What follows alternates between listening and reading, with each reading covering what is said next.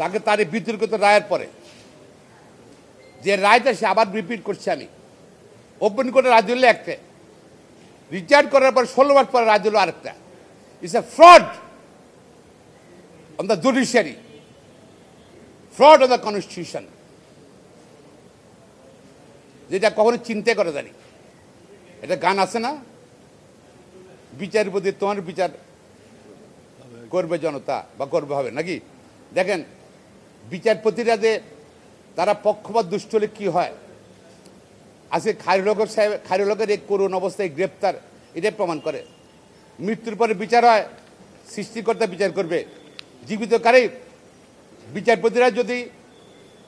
বিচারপতিরা যদি তার কর্তকালীন সময় যদি অবিচার করে, ন্যায় বিচার করে, পক্ষপাত বিচার করে, তাদের কিন্তু ভবিষ্যতে তাদের কিন্তু খায়রুল হকের বিচার হওয়ার সম্ভাবনা আছে। শুধু উচ্চ আদালত নয়, নিম্ন আদালত বিচারকরাও, যে আমরা সবসময় বলি বিচারক হতে হবে ন্যায় ব্যক্তি সম্পন্ন, মেধা সম্পন্ন এবং সৎ, পক্ষপাতবিহীন। খায়রুল হক তা ছিলেন না, সে ব্যক্তিত্বহীন, সে আপনার সততা নিয়ে, তার রাজনৈতিক সততা নিয়ে কোশ্চেনেবল এবং জনগণের বিরুদ্ধে তার এই রায় অবস্থান।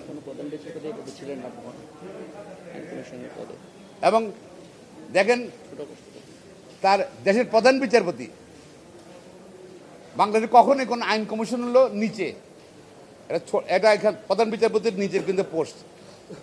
উনি কত নির্লজ্জ ছিলেন, প্রধান বিচারপতির পদ থেকে রিটায়ার করার পরে উনি এই নিচের পদ আইন কমিশন চেয়ারম্যানের পদ নিতে কিন্তু তার মোটো বিবেকে লাগে নেই।